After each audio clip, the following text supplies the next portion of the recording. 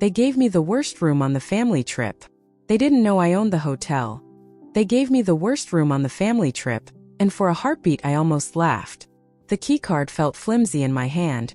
Room 108, the one next to the laundry, where the hum of industrial washers eats into your sleep like gnats into bare skin. The brass numbers were dulled by years of fingerprints, a perfect match for the way my family loved to press their judgment onto me until it stuck. I stood there in the lobby of Hotel Miramar, my hotel, and decided once again to keep quiet. I watched them float through the entrance like royalty who owned daylight. My sister Lucia, glossy hair, flawless posture, hugged the concierge as if he were an old friend. My mother's smile stretched only for her. No one saw me at first. That was always the role I played.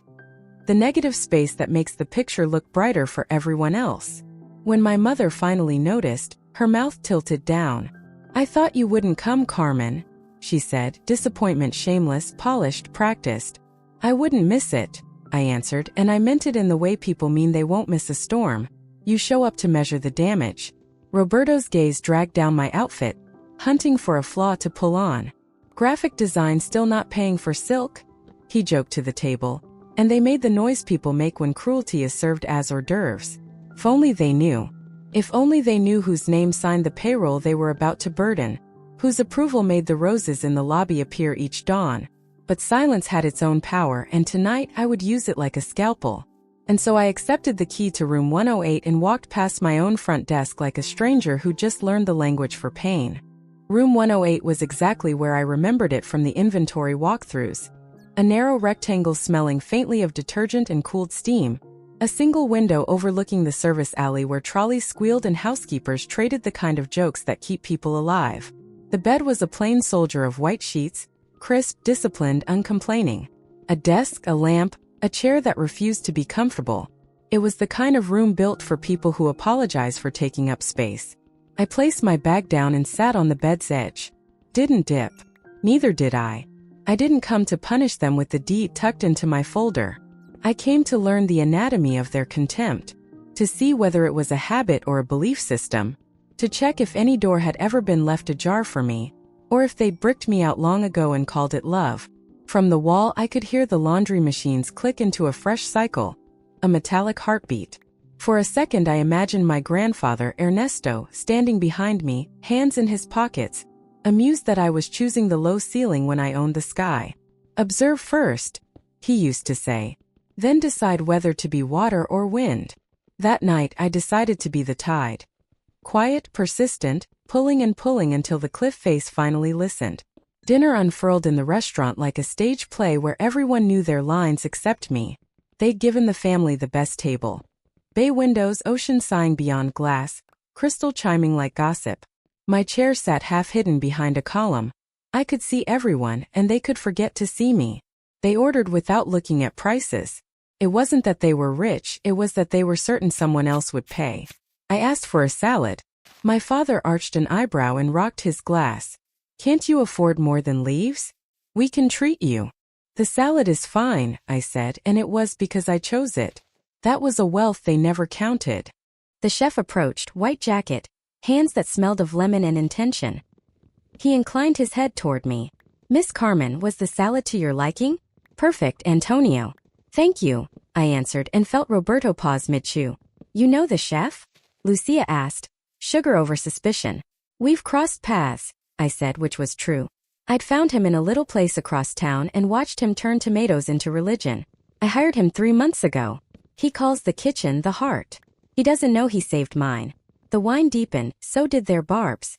They gathered themselves into the warm cocoon of Lucia's accomplishments, promotion, new house, new circle, and used me as insulation against their doubts. Each sentence about me was a tiny theft. And still I sat, counted the courses, counted my breath, counted the moments I didn't lash back. Then Miguel, my manager, approached with a bow threaded in apology. "Miss Carmen, there's an urgent matter." "Urgent?" Roberto snorted. "Did they run out of colored pencils?"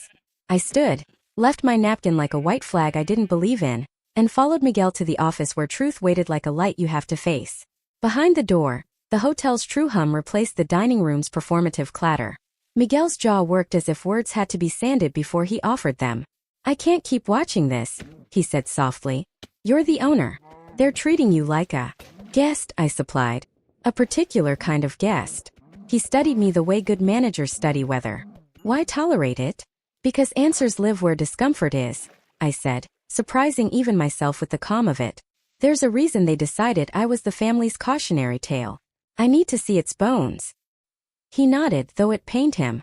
Don Ernesto believed in revelation timed like harvest. He'd be proud you're waiting. I looked out at the black seam of sea. He always saw me, I whispered, and the sentence cracked on the shore of my throat. Back at the table, the desserts arrived like trophies. My cousin Javier was performing a monologue about his new sports car when my Aunt Elena tilted her head. What did that employee want, Carmen? He seemed familiar with you. Reservation mix-up, I said, sipping water that suddenly tasted like strategy. Lucia murmured to Roberto, she always causes issues, loud enough for the sentence to find me. I caught it midair and folded it, neat and small, into the pocket where I keep old hurts that no longer get to live rent-free. Later, when the night exhaled its last guests and the lobby lamp softened to gold, Miguel brought me tea. Your grandfather's certainty in you, he said, wasn't a bet. It was a reading. I held the cup between my palms and let the heat argue with my doubts. Upstairs, the machines in the wall changed cycles again, steady and indifferent, as if reminding me, motion is not always noise. Morning laid itself across the hotel like fresh linen. Staff nodded to me with that careful duality we'd agreed upon. Respect disguised as routine. My family missed it. Privilege often goes blind at close range. At the buffet, I chose fruit and yogurt because sugar in the morning makes honesty harder in the afternoon. Just that, my mother said, peering at my plate as if she'd found failure in the melon. I prefer light, I replied. Light, Roberto echoed, as if tasting the word for mockery's salt. Economical, you mean? Their laughter scraped. I let it pass. The day arranged itself. Tours of the gardens I'd paid to revive, pool time upon tiles I'd chosen, spa appointments curated like apologies. And still, when the premium massage slots mysteriously vanished, my mother's tone staged a tragedy. Unfortunately, only the basic massage is available, she announced, performative pity ringing like a bell. I later found the cancellation she made on my behalf, a sacrifice to the family altar where my comfort was always an acceptable offering. Lunch brought nostalgia, which in our family wears a wolf's pelt. I'll never understand why your grandfather sold the hotel before he died, my mother sighed. It was his pride. Strange we never learned who bought it, my father added, eyes roaming the polished woodwork as if money might condense from air. Lucia posed her grievance like a wish. If the hotel were still ours, we could stay for free. We could even give Carmen a decent room. The sentence was a ribbon over a bruise. I smiled into my water. If only they knew the deed sleeps in my safe, and the safe sleeps in my office, and my office is the room Ernesto built for decisions that don't ask permission. The afternoon gave me a private hour, and I used it to visit him. Grandfather's office still carried the scent of cedar and old plans. The desk was the same, edges softened by decades of elbows and ideas. A small nick where he once dropped a cufflink and called it a comet. Miguel had left a box of documents on the table, tied with a cotton ribbon that felt like memory itself. I found what you asked for, he said, and exited with the tact of a man who knows grief needs space. I opened letters brittle as autumn leaves. Photographs where the hotel still wore scaffolding like a promise. A logbook of hand-drawn budgets, the numbers tidy and severe, the margins full of notes that read more like poems. Make the entrance smell like welcome. Train with kindness, promote for courage. Then the envelope, yellowed, trembling slightly in my hands because my hands were not steady. Dated 15 years ago. My mother's handwriting, precise, disciplined. A woman trying to hold the world still by making straight lines. Dad, you must understand Carmen is not like us. She never was. If you keep treating her as your favorite, you'll hurt her. She doesn't have what it takes. The words went on, polite daggers swaddled in concern. I read another. And another. A series of letters positioning me as fragile, unserious, unfit. The family's charity case dressed up as protection. Beside them, a draft in my grandfather's hand, never sent. Isabel, it wounds me to see the way you defend yourself against your daughter's light. I pressed the page to the desk and let the truth pass through me. It wasn't negligence. It was choreography. My mother had arranged my smallness, note by note, until the whole house knew the tune. Miss. Miguel's voice hovered at the door. Are you? No, I said, and the honesty steadied me. But I will be. The knock came next, light, inquisitive. Daniela, my cousin, with eyes like she knows when someone is refusing to flinch. What are you doing here? This area is for authorized staff. Miguel was quicker than my heartbeat. The young lady is reviewing. It's fine, I said. Daniela's gaze drifted over the maps, the ledgers, my hands shaking just enough to confess. Her mouth tightened around a thought. They don't let us in here, she said. But they let you. Maybe I'm not as insignificant as I look, I answered. Something flickered in her. Grandfather favored you, she said, not cruelly. We all knew. We just pretended not to. The sentence left a soft dent in the room and then she was gone, footsteps thoughtful. As if she were learning a new alphabet and every letter spelled my name. I gathered the documents, slowed my breath, and walked back into the day as if it weren't breaking open inside me. The gala dinner waited like a storm that had checked the weather and decided not to cancel. That night, I dressed in a black dress I designed for women who are done apologizing. It didn't shout, it did not need to. I arrived late on purpose. Let them feel the small shock of missing me. Maybe they'd name it. Finally, my mother said, irritation like perfume.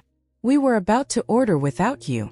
Imagine, I murmured, and took my usual place at the least desirable angle of the table. Roberto's bragging poured out like cheap champagne. Real estate returns, hotels he might buy someday just for fun. The orchestra of toasts tuned itself around Lucia. I held my glass like a promise I hadn't made. Across the table, Daniela watched me, and I felt the axis begin to tilt. Carmen, Daniela said, spoon poised above crystal. I saw you in the private office today. You looked at home. The table stiffened. My father's voice went managerial. Restricted areas aren't for guests. I was researching the hotel, I said, tone level, pulse knot. For what? My mother asked. It's not as if you're buying one. Roberto laughed too loud. Carmen owning a hotel is a punchline. At that moment, Miguel arrived with a bottle that sparkled like withheld truth. Miss Carmen, the champagne you requested for your family. We didn't request any, my mother snapped. It's complimentary, Miguel replied. From me, I said. Lucia blinked. From you. Her smile tried to hold, then wobbled. How? There are many things about me you don't know, I said. And the sentence made a sound I can only describe as glass realizing it's about to be cut. My father leaned forward. If you have something to say, say it. I watched their faces, moonlit by entitlement, and felt a tenderness I didn't expect. Revenge is a small house. It has no guest room for relief. I wanted to celebrate us, I said simply. Family despite everything. The cork sighed, flutes filled. The air shifted a few degrees toward thoughtfulness. Dessert arrived, sugared and ornate. Lucia returned to the topic of inheritance like a cat to a familiar windowsill. Grandfather selling the hotel in secret was betrayal, she declared. Maybe he knew someone would try to take advantage, I said, and let my eyes rest on my father, then on Roberto, long enough for meaning to whisper its real name. What are you implying? Roberto bristled. Only that he was smarter than all of us combined, I said, and smiled the way a lock must smile when it feels the right key in its teeth. The general manager, Javier, approached our table with excellent timing, a talent worth its salary. Is everything to your liking, especially for you, Miss Carmen? My father's patience tore. Why do they treat you like you matter here? I felt the room draw a breath. Because they know my work, I said. They respect what I do. Drawing logos, Roberto muttered, sure he'd found a ledge above me. I build identities for companies that cross oceans. I corrected, not unkind. 30 employees. Clients on 3 continents. Revenue north of 3 million last year. It was a small earthquake. Glass barely clinked, but tectonic plates shifted behind their eyes. You're lying, Lucia said, not with conviction, but with grief for the story that had just lost its lead. I never needed your applause, I replied. I needed space. You never offered it, so I built my own. If you're so successful, my mother asked, bewildered, Why accept that awful room? To measure you, I said, and the truth made my voice taste like lightning. To see if my smallness was a misunderstanding or a mission statement. Shame visited some faces like weather. Others locked their windows and waited it out. I wasn't done. I spoke for every dinner where I swallowed a comeback like it was bad bread. For years you domesticated me with doubt. I learned to smile while bleeding. But I'm done performing gratitude for cages. Silence fell heavy and honest. At last my father tried to gather it up. If this is true, why didn't you tell us? Would you have listened? I asked, and no one could find a fork for that. The next morning, the hotel wore a new quiet around my family. Not absence, awareness. They looked at me as if I'd moved an inch to the left and somehow revealed a whole person they'd been cropping out of the frame. My mother approached with a smile that forgot to be sharp. We didn't know your business had grown, she said. You should have told us. I tried, I answered. You changed the subject. My father slipped into conciliation like an old suit. We're proud of you, of course. Roberto couldn't help himself. 3 million is revenue, not profit. 28% margin, I said. After taxes. He blinked like a man recalculating a map. At 10 Miguel arrived. Everything is ready for the meeting. What meeting? My father asked, alarm beginning to lace his syllables. A presentation, I said. About the hotel's history. We entered the conference room. The ocean spread itself beyond the glass like proof of a truth too big to hide. Hotel leadership waited in their best suits. And beside them stood a silver-haired man whose signature I knew before I read it. Arturo Mendez, my grandfather's lawyer. He carried the gravity of sealed envelopes. My father's voice went brittle. What is this? Clarity, I said, and took the front of the room, where Ernesto once stood to tell his team that hospitality is the art of making strangers feel prophetic. I turned the projector on. The screen filled with a younger hotel. A younger Ernesto, scaffolding, salt, laughter. This place was his cathedral, I said. He built it with stubborn grace. Heads nodded, memories murmured. Then Mendez cleared his throat. The story had arrived at the chapter where the lamp is lifted and everyone sees. Your belief, my mother announced preemptively, is that he sold the hotel in secret. We never knew to whom. That's not entirely accurate, Mendez replied, voice measured like a metronome trained on truth. Don Ernesto did not sell. He transferred ownership to a trust. A trust? My father repeated, reaching for indignation the way a man reaches for a railing on a stair that isn't there. Why weren't we told? Because it wasn't relevant to you, Mendez said with professional mercy. The trust had one beneficiary. Eyes turned toward me with the velocity of realization. You can hear a room learn. Lucia whispered. No. Yes, I said gently. He left the hotel to me. I've been the owner for 6 months. The air went still as if the sea outside had chosen to hold its breath. Roberto stood, veins arguing with his skin. Absurd. Why would he leave you, of all people, his crown? Because he knew intentions are architecture, I said, and slid folders across the front row. And because of this, they opened them. Photocopies of emails, proposals, appraisals sanded down to cheat value out of worth. My father's voice stuttered. This is out of context. No, Mendez said. I saw these the week he changed everything. My mother had gone quiet but not empty. I turned to her. I found your letters, Mom, I said softly. The ones where you made me small for my own good.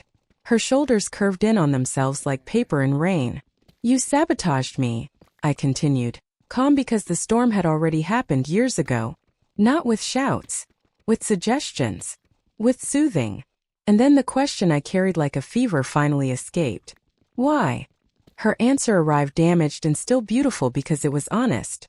Because you were him, she said. You looked at the world like a door.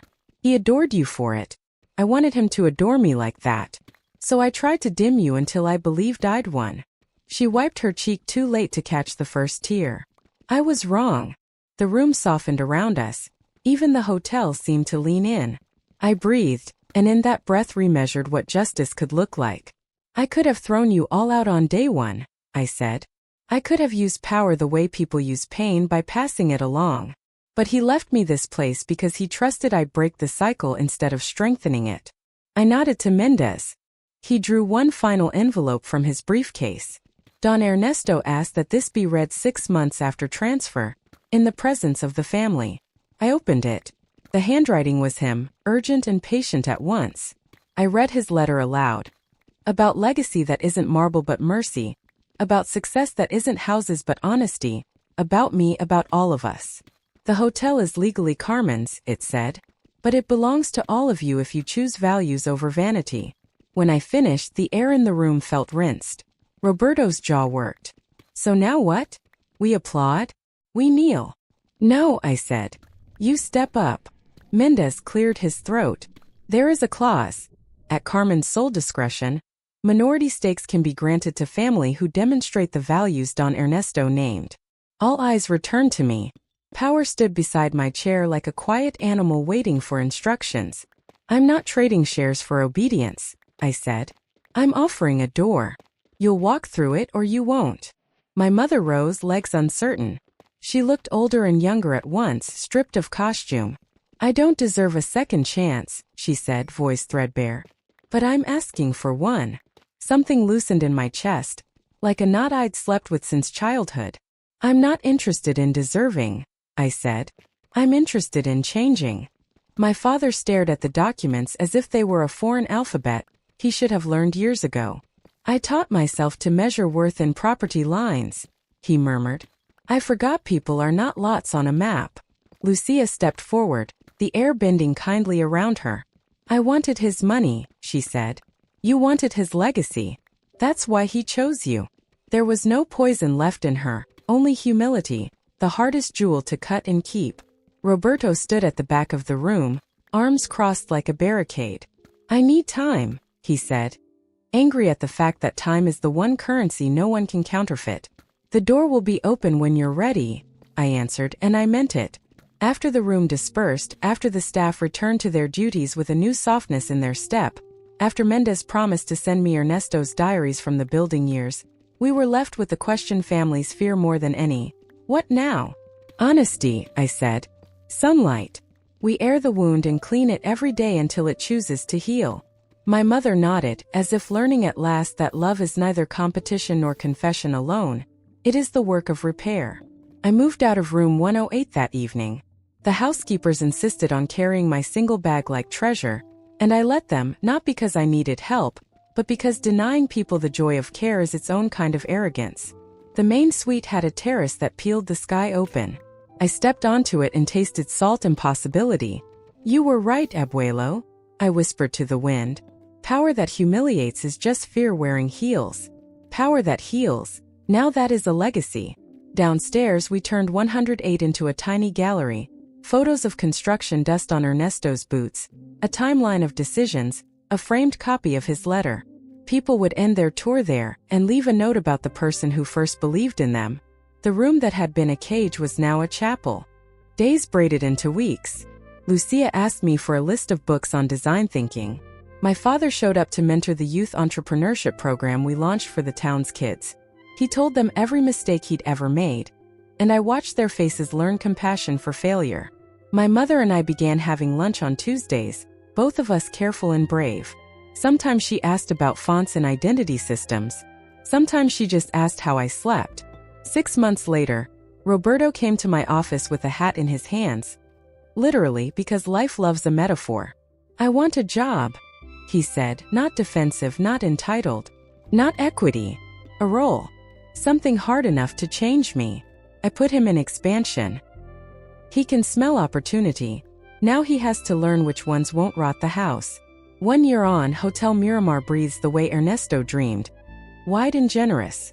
We run a scholarship for local students who think hospitality is a way to rearrange loneliness. We built access rooms guided by consultants who use wheelchairs and taught us what welcome really means. We compost. We partner with fishermen who refuse to cheat the sea. We don't sell sunsets.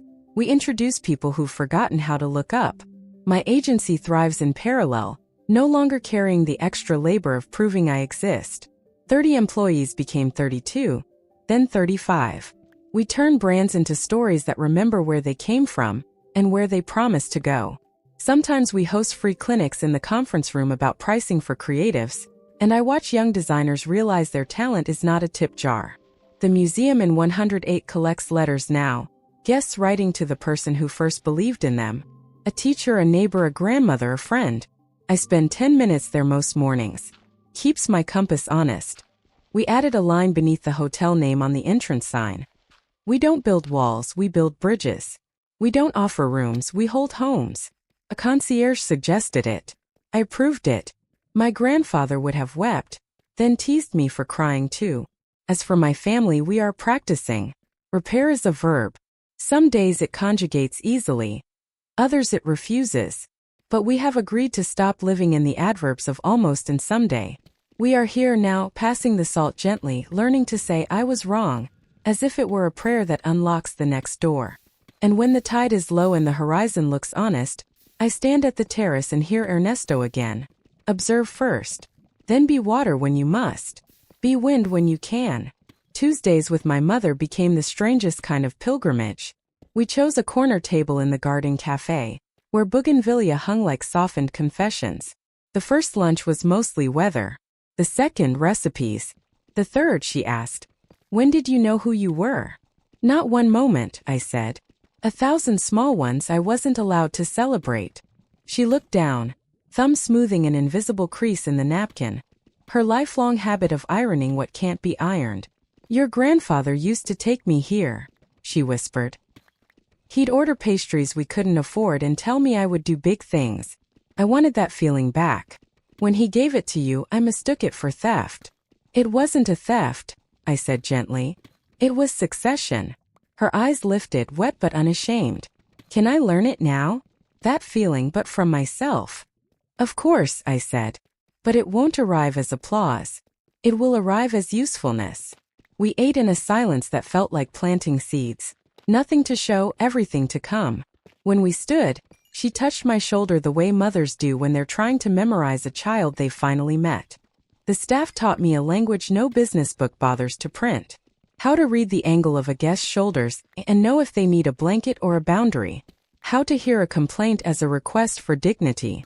How to distinguish between the man demanding an upgrade and the man hoping he's worth one. One night, a storm rolled in fast, as if the sea remembered a debt. Power flickered, waves shouldered the breakers, and the lobby filled with guests who secretly love crises because they make heroes possible. I moved with engineering, with housekeeping, with front desk, handing out lanterns, apologizing before anyone had to ask for it, sending up hot chocolate and spare chargers like sandbags against panic.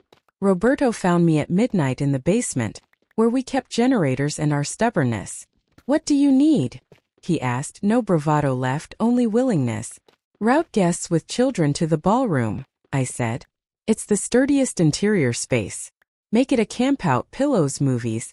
Tell them adventure is part of the package. He grinned, then went. I watched him delegate without barking, persuade without posing. At 3 a.m. the grid returned with a sigh. In the morning a guest slipped me a note. Thank you for making Fear feel organized. I pinned it to the staff board. That's the closest thing hospitality has to medals. Lucia's change arrived like spring in a city that pretends it doesn't need seasons. She enrolled in night classes, then day ones. Sold the car that was mostly monthly payments and bought time with the money.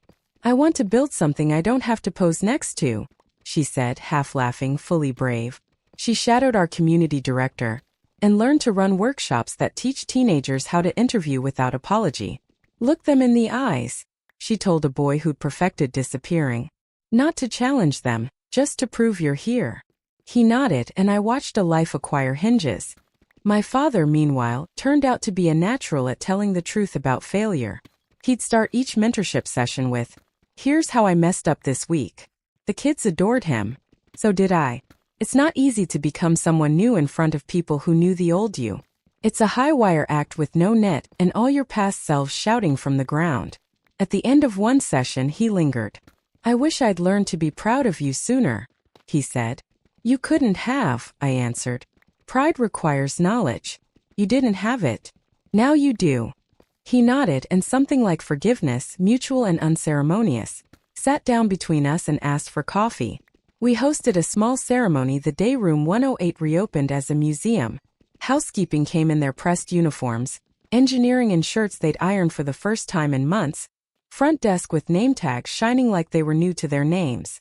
Guests wandered through, reading the timeline, pausing at Ernesto's letter. A woman in her 70s touched the frame and said to no one, "My father wrote like this, love that tells you to stand up." I swallowed around the ache. After the crowd thinned, I stood alone in the little room that used to pretend I was small and now declared otherwise. Roberto stepped in. For a second I saw the man from that first dinner, loud, lacquered. Then he was gone, replaced by the one who'd learned to let results introduce him. "Expansion numbers are strong," he said. "But I want to pitch something you'll probably hate. Try me. Satellite program with local goose houses up the coast. We train them, certify them, send overflow. Shared standards, shared values, shared revenue. We don't colonize, we collaborate." I smiled before I could stop myself. "I don't hate it." "Good," he said, and exhaled a year's worth of tension. "I don't hate who I am here." We shook on it like equals. In the hallway, a laundry cart rolled by, stacked with white sheets catching light like sails. I watched them and felt the old hum in the wall transform into a hymn. Sometimes, late, when the lobby has quieted to heartbeat and the night clerk hums softly to stay awake, I sit on the marble bench beneath the ficus and talk to Ernesto out loud. I tell him revenue and occupancy, yes, but also little victories he would have called the point. A guest who arrived brittle and left soft. A bellhop who paid off his mother's medical bill because of the scholarship fund. A designer on my team who raised her rate and stopped apologizing in emails. My mother sending me a text that read simply, "Proud today." And when I finish, I walk to the entrance where our sign gleams. We don't build walls but bridges. We don't offer rooms but homes. Guests take pictures with it as if they found a sentence they want to borrow for their lives. You asked for a story that holds anger, empathy, sadness, and indignation. Here is mine. They gave me the worst room. I gave them a better house. They tried to keep me small. I refused, not by shouting but by widening. Revenge is narrow. Repair is vast. If you felt seen anywhere along this road, if a door in you opened even a centimeter, then take this as your invitation. Call the person who believed in you and tell them you still are. Start the scholarship or the apology or the business plan. Choose usefulness over applause. Choose legacy over light shows. As for me, I'll be here, observing first, then being water when I must, wind when I can, keeping a sweet warm for anyone learning to come home to themselves. And if you ever find yourself in room 108, look up. The ceiling is higher than it looks.